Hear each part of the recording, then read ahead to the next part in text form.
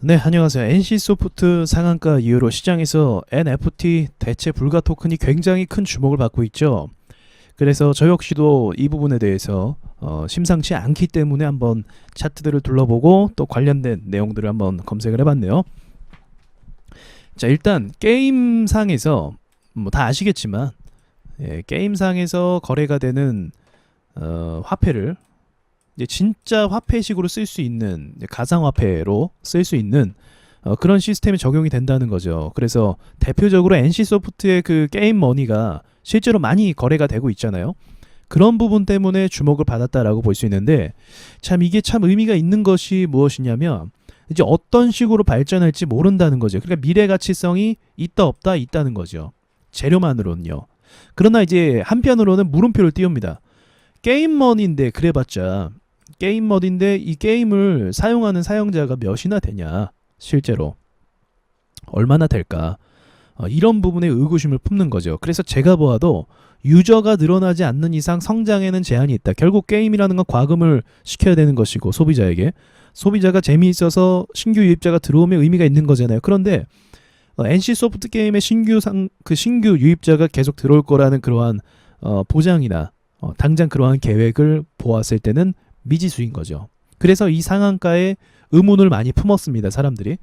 자, 여기까지만 끝나면 이제 별 의미가 없다라고 저도 생각은 하는데 여기서 이야기가 맞춰질 것이 아니고 이제 이 NFT 코인이 이제 이더리움 기반으로 만들어졌다는 이야기가 있어요. 그래서 이더리움 차트를 그럼 봐야겠다라는 생각이 들더라고요. 그래서 비트코인 코인 중에 이더리움 차트를 같이 보도록 해볼게요.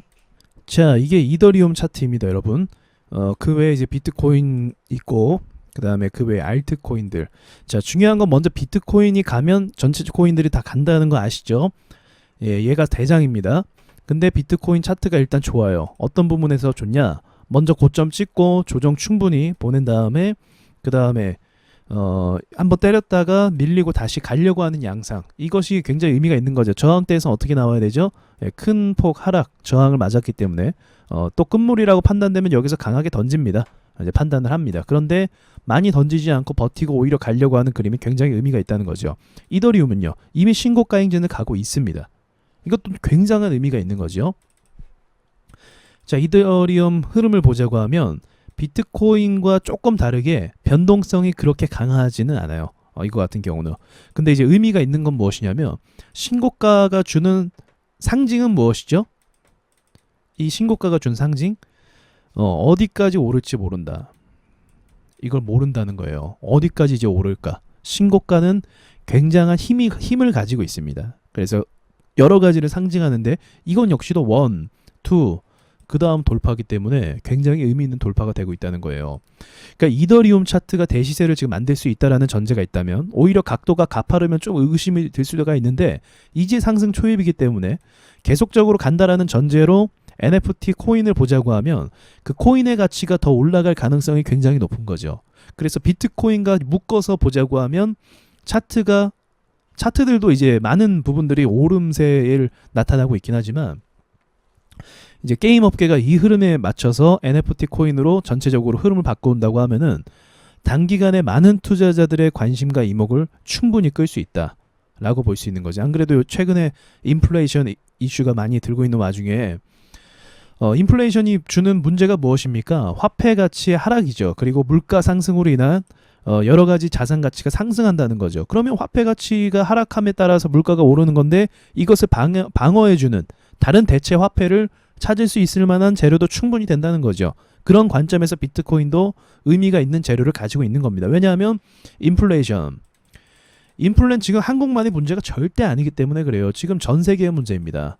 전 세계의 문제. 미국의 기축통화가 달러가 가치가 하락되기 때문에 그래요. 돈을 너무 많이 풀었기 때문에 이와 엮어서 본다고 하면은 비트코인의 수요는 충분히 납득이 되고 그리고 이 게임 화폐라든지 이런 것으로 이제 메타버스라든지 전체적으로 이제 사이버 세상이 열리잖아요.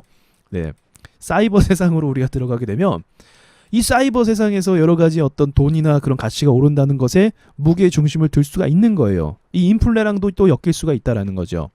물론 아직까지는 이제 저의 어떤 개인적인 주관적인 견해이긴 하지만 흐름상으로 봤을 때 여러분 NC소프트가 상한가가 칠 수 있는 종목이 아니라는 것을 우리가 고려해 본다고 하면 이때 들어온 돈이 굉장히 의미가 있는 돈이라고 우린 볼 수가 있는 겁니다. 이것뿐만인가요? 게임주들이 전체적으로 많이 들어오고 있죠. 정말 많이 들어오고 있습니다. 게임비를 이미 치고 올랐고 뭐 M게임도 이렇게 차트 만들고 있고요.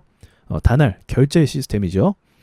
이 종합적인 차트들이 다 상승 방향으로 향하고 있다는 게 굉장히 의미가 있죠. 카카오 게임까지도. 그러니까 지금 시점에서 기대치가 높아지고 차트적으로도 정리해 볼게요. 차트로도 기대치가 높고 그리고 그 수급이라고 할 수 있겠죠. 수급도 기대치가 높고 재료도 여러 엮여 있는 재료 때문에 상상의 나래를 펼치는 거지만 좀 의미가 있고 전체적으로 부합이 되는 상황이라는 거죠. 이례적인 상황이기도 하고 그리고 시장도 현재 보합이잖아요. 보합이잖아요. 한참 오르고 있다가 이런 재료가 뜨면은 거품이 가능성이 있어요. 그런데 아직 오르지도 않았어요. 보합 주고 있단 말입니다. 그래서 이러한 종합적인 것들을 좀 판단해 봤을 때 나쁘지만은 않다. 오히려 좀 기대가 되고 궁금해진다라는 생각을 좀 갖게 됩니다. 그래서 여러분께서도 이와 같은 관점으로 시장을 같이 지켜보면 의미가 있을 것 같아요. 오늘은 여기까지 좀 말씀을 드리겠습니다. 제가 좀 이 부분에 대해서 체크를 하고 여러분과 함께 나누고 싶었어요. 네, 마치도록 하겠습니다.